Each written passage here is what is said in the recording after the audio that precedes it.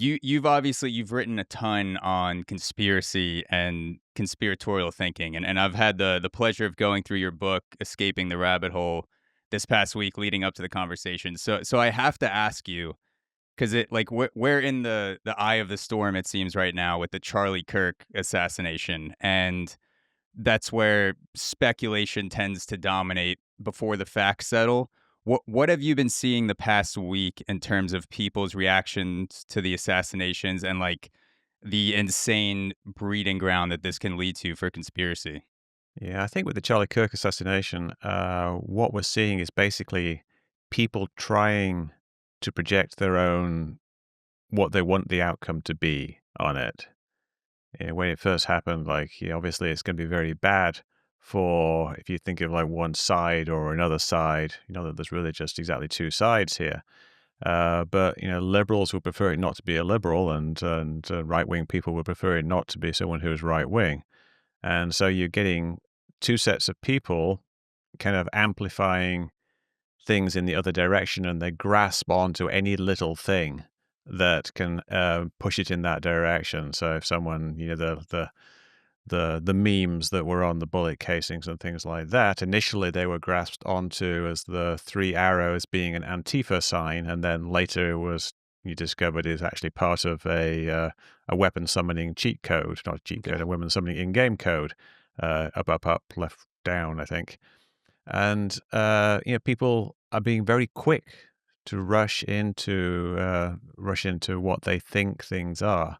But on top of that, you've got all the normal kind of conspiracy theories that people will always come up with in these cases. For example, people thinking that it wasn't actually him that died, or that it was somehow staged, or even that the whole thing was, some kind of CGI or something like that. You're always going to get things like that, and it's kind of to be expected. But because you've got this very heightened national state where you've got, kind of this, culture war, but also in a way the right wing of the Republican Party seeing an opportunity to capitalize on it, and the left wing's desperately trying the left trying to not be tarnished by it and to try to move forward from it.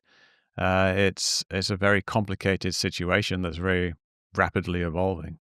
Yeah, I agree. I feel like people latch on to these tiny details, and then it's almost like a contest of who could weave the most captivating fiction that turns into a conspiracy around the situation. Like, I saw one guy that edited an entire video based off of two guys that were moving their arms behind Charlie Kirk when he was speaking, and I think one guy scratched his face and another guy Yeah, kind of raised his arm for a little bit, and then you saw a third guy off to the side, and this person was saying that, like, that was the actual bullet, like, this guy raising his arm to shoot Charlie Kirk, and, like, the first two guys were, signaling him somehow when, they're just scratching their face, as I'll probably do 45 times throughout this episode. So it's, it can be entertaining, but it's also chilling to see the rapidity and yeah. the willingness to believe when these things are spreading. And it's really kind of an accelerated form of something that's been around for a long time. You think back to the Kennedy assassination, and people eventually were poring over the Zapruder film and every little detail in that, and little reports from that. But it took a long time, before even people even saw that film. And here we saw the actual thing, basically Yeah. within minutes, if not seconds, of it actually happening, because people were uploading it to social media in fairly high resolution. So people were, he was probably, still on his way to the hospital while people were analyzing the video and coming up with new types of theories about it, whereas it would have taken months and sometimes, even years before people got a good look at the Zapruder film from the Kennedy era. And of course, with social media now, things grow much faster, and people know that. People know that you've got to kind of jump in there if you want to kind of get ahead of the game, or if you want to, get your theory to stick. But also, like conspiracy theories are kind of like viruses in a way, in that the strong survive. It's a process of evolution, natural selection, and random mutation, and is what evolution is. Things change over time, and the weak ones die off and the best ones survive. Now, with conspiracy theories, that's something that used to happen on a long time scale because the feedback loop was quite slow. People would have to print their circulars and mail them out, and maybe make a TV show and then get some feedback. But now you've got this thing that happens over the course of minutes and hours, where a conspiracy theory can come up. It can go out onto X, and if it survives, then that becomes the dominant strain, and the weak ones die off. And it happens very, very rapidly. So it's like this kind of accelerated evolution of conspiracy theories, which is something very new in society. Yeah, and going back to the grainy footage of the Zapruder film versus some of the more high quality footage that exists today with assassinations or attempted assassination attempts, I feel like that's something you also see in the UFO community where people say like the reason for so many conspiracies is because the footage is not high quality, but as soon as like high quality footage comes out, then there like it'll be clear that like it'll be obvious. But we're seeing an attempted assassination in 4K and an actual assassination in 4K, and still, like, that didn't do anything to stop the conspiracies from generating. Yeah, but we know from the mainstream, it's kind of a different thing because with the assassinations, we know that it happened. Yeah. Where we saw what happened with Trump. There's still it's somewhat more ambiguous than Charlie Kirk. Charlie Kirk obviously was shot and killed.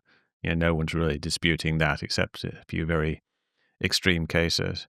But with UFOs, it's kind of the other way around. We're not trying to disprove something by a conspiracy theory. It's almost like you're trying to prove something by a conspiracy theory. On the Mm, one hand, we have this very strong evidence, proof essentially that these things happened with the assassinations. But with the UFOs, we don't have that evidence. And so mm, it's kind of like the opposite thing in a way. And the thing is, you would expect to have that evidence. Yeah, yeah. everyone's got these cameras everywhere, and we saw like there's plenty of footage from the Kirk assassination. There's probably quite a bit more that people still have on their own personal phones, and they're probably sharing with authorities and didn't want to share it with the media. But we just haven't had that with the UFOs. So it's kind of like I think that's very much a clue as to what's actually going on Yeah. with UFOs. You mentioned the conspiracies, whether it's with Charlie Kirk or in other cases, essentially being projections of what people believe.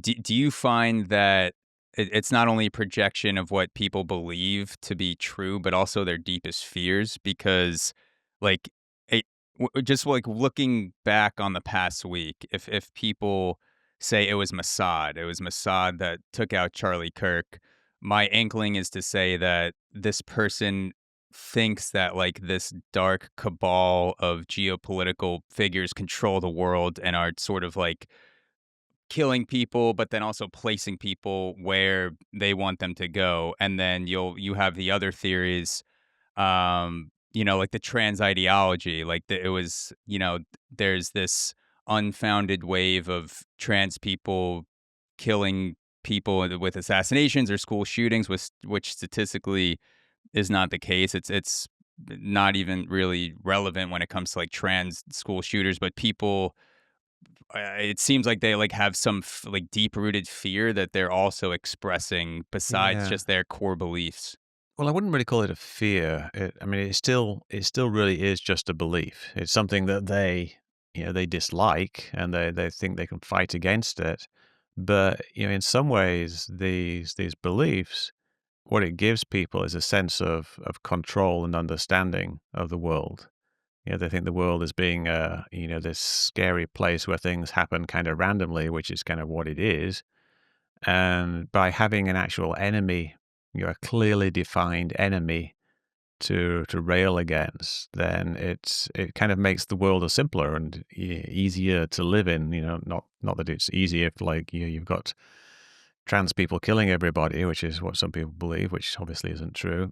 But they have an other. They have like the other people that they can see as being the enemy. Really what's the big thing here isn't really so much trans people, it's immigrants and legal and illegal immigrants, and essentially forms of racism as well.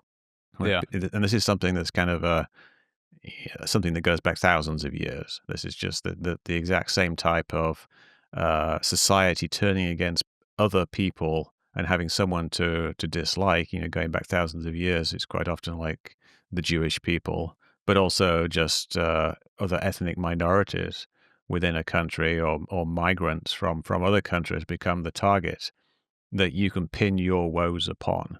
Yeah. And so by having an enemy, it in some ways makes life better for you, because you got something to actually blame your ills upon, even though really it's just the vagaries of modern life which is causing you a problem. Hey guys, if you like this clip, there's a lot more waiting for you. Join the Zach Show 2.0 to unlock the full video and audio version of this episode, plus bonus content you won't find anywhere else. Exclusive AMAs, the entire back catalog of premium episodes, and the ability to submit topics and questions for future shows. Subscribe today at thezachshow.supercast.com. I'll see you there.